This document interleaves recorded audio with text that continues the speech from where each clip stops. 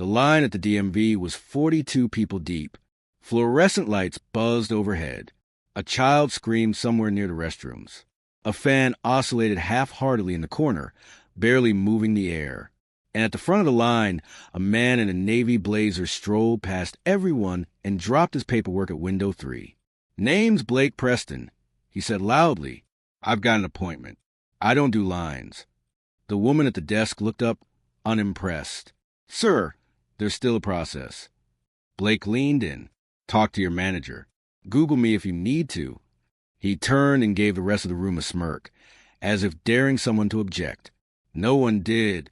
Phones lit up. Eye rolls passed like a current. But silence reigned. Near the back, a woman in her late 30s stood quietly, holding a ticket marked B142. Her name was Lena. She'd been waiting over 2 hours. Her phone was dead. She hadn't eaten since breakfast. Today was her only day off, and she needed this form signed, or she'd lose her license renewal and, with it, her job as a delivery driver. She stared at Blake, disbelief building in her chest. But no one spoke. Not the guards. Not the clerks. Not the woman in front of Lena, who sighed and sat down like defeat was routine. That's when he stood up, from the hard plastic chair in the corner, wearing jeans, a worn black hoodie, and holding a folded paper in one hand. No one noticed him before that. But once he moved, everything shifted. He stepped calmly up to Blake. No anger, no noise, just presence. Blake turned, eyebrow raised. "Can I help you, old man?" The man tilted his head. His voice was quiet, even, "You don't need help. You just need to wait your turn." A laugh from someone nearby, quickly silenced. Blake scoffed. "Who are you supposed to be?" The man smiled faintly. "No one." Then he stepped back, returned to his chair. But the damage was done. People started murmuring. A woman near the front stood up. "Actually, I've been here since 9 a.m. I'd like to go before Mr. Noline." Others followed. A small uprising, polite but firm. The clerk looked at Blake. "You'll need to take a number, sir." He stormed off the back, red-faced. Lena stared at the man in the hoodie. She knew that face. Everyone did, if they were paying attention. But he wasn't looking for attention. He was flipping through a DMV brochure as if nothing had happened. Keanu Reeves, sitting quietly, waiting his turn, like everyone else. "B142, the speaker crackled. "Window 6, please." Lena blinked. That was her. She stood, legs slightly numb, and shuffled toward the counter. The clerk barely looked up. "Form 14C?" "Yes." "And renewal of delivery license." "MM." The clerk typed slowly, with the deliberate indifference of someone 3 years past burnout. Lena passed over her documents. Behind her, the room buzzed again. Someone's toddler knocked over a potted plant. The man who cut in line earlier, Blake, sat with crossed arms, scowling at his phone like it owed him an apology. Keanu sat 2 rows behind her, still quiet, still waiting. As Lena stood at the window, the clerk sighed. "You're missing a signature from your employer."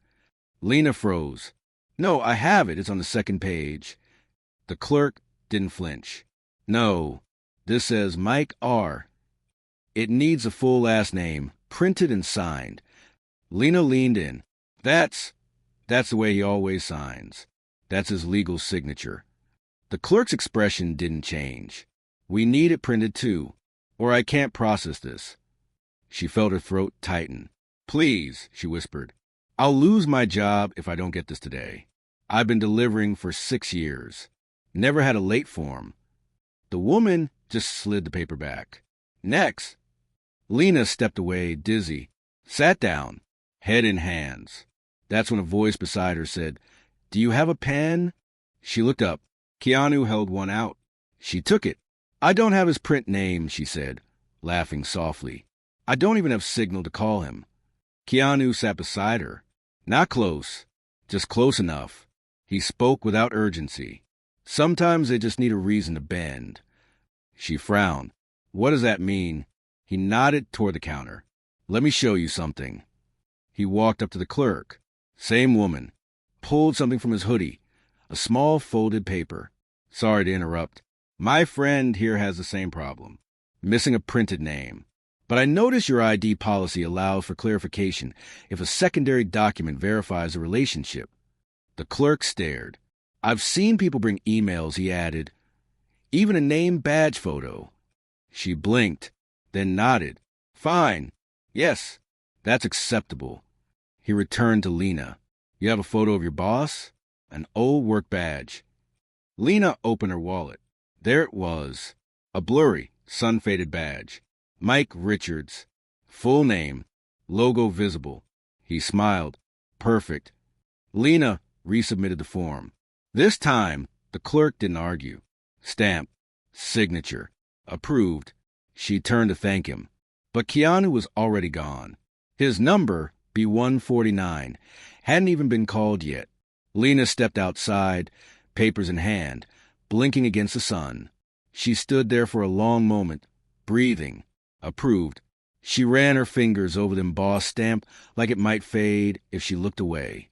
The job was saved. The rent wouldn't be late. The contract she'd fought to keep was still hers. And yet, it wasn't the signature that lingered in her mind. It was him. The way he'd spoken to the clerk, calm, kind, but exact. The way he knew the rule book better than the people working there. The way he didn't make it about himself. She looked around. No sign of him. Just a stream of irritated people pushing through the heavy glass doors. She turned to leave, and that's when she saw it. On the back of her form, where no one else would notice, was a sticker. Small. Simple. A black motorcycle helmet. Just an outline. No words. She flipped the paper. Nothing else. But somehow she knew it was his. A mark. A calling card, maybe. Or just a quiet nod that he'd been there. She laughed just once. It escaped her before she could swallow it back. That evening, she taped the form to her fridge. Left the sticker exactly where it was. The next day, on her route, everything felt different. Same streets. Same addresses. But now, she noticed more. The older man on the porch who never made eye contact. She offered him an extra flyer. He smiled for the first time. The kid always playing with chalk. She complimented the drawing. He beamed and drew a tiny motorcycle in the corner. Everywhere she went, she looked for signs of him. Not because she expected to see him again, but because he'd reminded her of something. People notice. Even the quiet ones. Especially the quiet ones. Later that week, a woman at a soup kitchen dropped her bag of groceries. No one moved. Lena crossed the room and helped her gather everything. The woman blinked. Thank you. That was kind of unexpected. Lena smiled. I'm trying a new thing. And as she stood up, something on the soup kitchen's bulletin board caught her eye. A small card, taped near the corner. White, plain, with one sentence written in thick black ink. Real strength doesn't need a spotlight. K. She reached for it, but stopped, left it for someone else. Because maybe that was the point. He didn't leave proof. He left direction. 3 days later, Lena couldn't stop thinking about it. The number, B149. It was a slip Keanu held before he left. But when she glanced back into the DMV that day, he was gone before his number was called. He'd waited like everyone else, then walked away before anyone could return the favor. It bothered her. Not because she owed him anything, but because people didn't do that. People didn't come to the DMV and use their patience on someone else's battle. That number burned in her mind. So she went back. Late afternoon, just before closing. DMV nearly empty. The clerk at the info desk raised an eyebrow. Back again, Lena smiled politely. Weird question, but is there a way to see if someone's number was ever called? The woman shrugged. You mean like a customer ID? No, just a ticket. B149. From 3 days ago. The woman frowned. Not really, but if the number wasn't scanned at a window, it would have expired. We clear the system at the end of each day. Lena sighed. Right. Thanks anyway. But then the woman paused. Wait, she said. That number, B149. I think I remember it. Lena looked up. Guy in a hoodie, The clerk added, real calm, said he'd already gotten what he needed. Lena's eyebrows lifted. He said that? Yeah, I thought it was weird at the time. He smiled, gave me his slip, and said, I got what I came for. Then just left. Lena stood frozen. Didn't know whether to laugh or sit down or just cry from how quietly good it all was. She thanked the clerk and stepped outside. And she realized something. He hadn't come for a form, or a license, or a piece of paper. He came for her. Or maybe not her specifically, maybe for whoever needed it most that day. And when the work was done, he didn't wait to be thanked. He just gave the moment back to the world.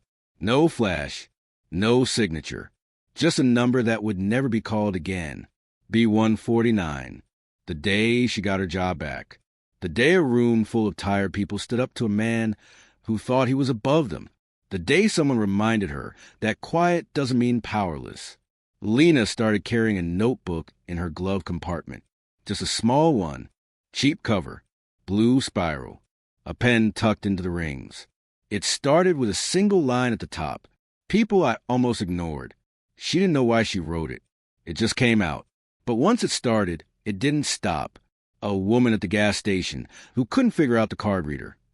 Lena helped her pump. A teenager pacing outside a library. Lena asked if he needed directions.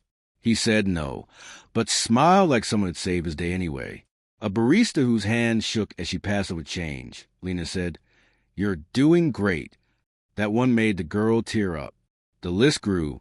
She didn't tell anyone about it. Didn't post it online. Didn't call it project. But every time she opened that notebook, she felt a little more like herself. The version of herself that hadn't been dulled by debt or exhaustion or disappointment. It wasn't about being nice. It was about noticing, just like he did. She still hadn't seen Keanu again, but somehow he was everywhere, in the tone she used with difficult customers, in the way she waited an extra second when someone needed space in traffic, in the way she looked at people, really looked. One afternoon, she delivered a package to a nursing home. The front desk was chaos. Phones ringing, carts wheeling by, a woman sobbing quietly in a chair. Lena dropped off the box and turned to go, but then she stopped, walked over to the woman, and crouched. Do you want some company? She asked. The woman looked at her with glassy eyes, nodded once.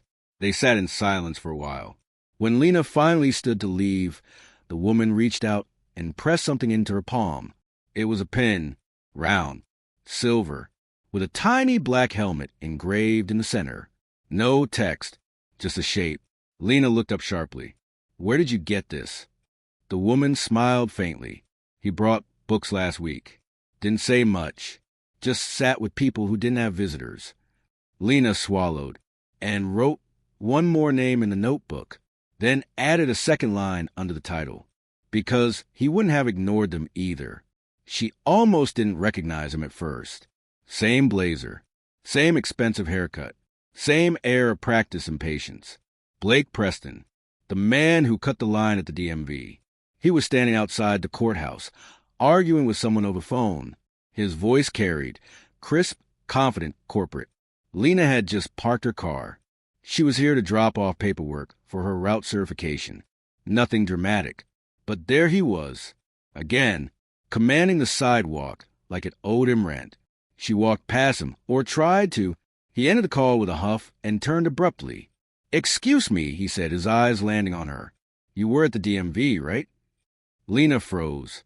3 weeks ago, he continued. Line around the block. You had the form. B something? B142, she said quietly. He snapped his fingers. That's it. She didn't respond. He studied her. Look, I'm not great with apologies, but I was a jerk. That guy, the one who stepped in, what's his name? Lena blinked. You mean Keanu? He gave a half laugh. Yeah, that was him, right? Reeves. She nodded once. Blake looked away for a second, then said, I didn't sleep that night. Not because of what he said. Because he didn't humiliate me. Lena tilted her head. You expected him to? I deserved it, he admitted. But he didn't make a scene. He gave me a choice. I just blew it. That caught her off guard. Anyway, he continued, reaching into his wallet. Weird thing to ask, but would you give this to him if you ever see him again? He handed her a card. It was handwritten. Short, you didn't shame me. You just reminded me I still had time to grow. Thank you. B. Lena looked at the card. Looked at him. He wasn't smiling. He wasn't deflecting. Just sincere. She nodded. I'll hold on to it. He stepped back. Then, after a pause, by the way, I waited my turn this time. And with that, he disappeared into the building. Lena stood there, holding the card like it was heavier than it looked. She tucked it into her notebook under a new section. People I didn't expect to change. And next to that, she wrote, Window 3. Redemption, Round 2. By now, Lena had stopped looking for him. She still thought about Keanu almost daily. Not in the way fans do, but like someone thinks of a teacher who changed the trajectory of a single decision. Quietly, with gratitude, with reverence. But weeks had passed. The pen stayed clipped to her sun visor. The notebook lived on the passenger seat, half filled with observations and names. And then came the parking ticket. Unjust. Unbelievable. She had pulled into the delivery zone at 11:58 a.m. per regulations. The meter showed noon. The ticket said 11:59. She stood on the sidewalk staring at it, disbelief flooding her chest. The officer was already 3 cars away. Lena jogged to catch up. Excuse me. I was within the limit. He didn't look at her. You were late. No, He handed off another ticket. Take it up with the city? She felt her throat burn. And then, a voice behind her. Calm. Low. Did you time-stamp the photograph? The officer turned, and there he was. Black hoodie. Helmet looped casually over one shoulder. Keanu. The officer blinked. What? You took a photo, right? He asked gently. They're required now. Time-stamped. Geotagged. If the timestamp shows 11:59, she's within grace. The officer shifted. I'll review it. Keanu didn't press. He just stood there. The officer mumbled, walked back to his car, and a minute later, tore up the ticket. Lena exhaled. You always show up when things are unfair? She asked, half laughing. He smiled. Only when they're small enough to fix quietly. She stepped closer. How do you always know? He looked at her, not through her. At her. You pay attention long enough, he said, and eventually the world speaks first. She opened her notebook. I have something for you. The card, Blake's message, sat pressed between 2 pages. She handed it over. He read it slowly, nodded once, tucked it into his jacket, then turned, helmet on, one hand on his bike. You still riding? He asked. Yeah, she said softly. Thanks to you. He mounted the bike. Didn't start it yet. Then, without turning around. Then I did my part. And with a twist of the throttle, he was gone, just like that. Rain hit the city the next day like it had something to prove. Delivery routes were delayed. Lena's windshield wipers groaned against the glass. The traffic lights blinked slower than usual, like even they were tired. She pulled up to a residential building with no awning. Package in hand. Hoodie up. Buzzed twice. No answer. She waited. Then the door creaked open, slowly, like it had forgotten how. A boy stood there. 11, maybe. Big eyes, too thin frame. He didn't speak. This for you? She asked gently, showing him the label. He nodded, took the box, started to close the door, then stopped. You're the girl with the notebook, right? Lena blinked. What? He pulled something from behind his back. A drawing. Charcoal on torn sketch paper. A motorcycle helmet with angel wings. Underneath, thank you for being real. I saw you once, he said. At the clinic, you held the elevator for my mom. No one ever does that. Lena's throat tightened. How did you know it was me? He smiled. He told me. She crouched slightly. Who? But she already knew. The boy shrugged. Said you write things down. Said that's how you make them stay. He handed her the drawing. I wanted you to have this. She held it like it was made of glass. "Thank you," she whispered. Then he stepped back inside. The door clicked shut. The rain didn't feel cold anymore. Back in the van, she placed a drawing in the notebook, folded it carefully, labeled the page. Delivery number 1172, the boy who noticed. That evening, she dropped by the community center, left a copy of A Mice and Men on the free shelf. Inside the front cover, she wrote, "For whoever thinks they're too quiet to matter, you're not. L." She tucked a second sticker into the back. Helmet, wings, no explanation, no name. This was how it worked now. Unspoken handoffs, unexpected returns, messages whispered through paper, and always, somewhere they echo, the shape of someone who never asked for credit, only for you to keep going. The coffee shop was quiet, not trendy, not loud, just warm. Wooden counters, worn couches, a bulletin board near the restrooms with layers of overlapping flyers and forgotten business cards. Lena was off shift, sipping tea near the back when she noticed it. A new section on the board, half-torn paper, masking tape corners, a handwritten title above it, Seen and Heard. She stood to get a closer look. The notes were small. "I didn't cry on the train today. That's progress. To the person who left a granola bar in the bus shelter, you saved me that morning. You, in the bookstore aisle, who smiled when I dropped everything. Thank you." Dozens of them. No names. No replies. Just confessions. Gratitudes. Proof that the world noticed. Quietly, Lena smiled. She knew what this was. She pulled her own notebook from her bag and flipped to the back. Tore out a page. Wrote. He stood up when no one else did. Didn't yell. Didn't shame. Just reminded me what dignity looks like. That changed everything. She folded the paper in half, pinned it to the corner of the wall. As she turned to leave, she nearly bumped into someone holding a tray of drinks. "Sorry," she said. "No worries," the man replied, then paused. "You wrote that note, didn't you?" Lena blinked. "How could you know?" He smiled faintly. "Because I was there. DMV.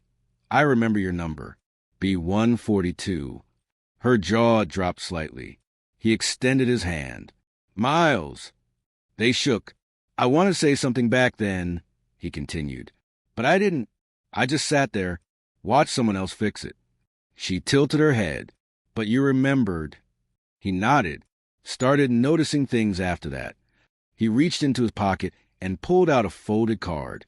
On it, a quote, handwritten. "Most heroes don't save the world. They just stop one person from drowning." "Kay." Lena looked up, heart racing. "Where did you get this?" He shrugged.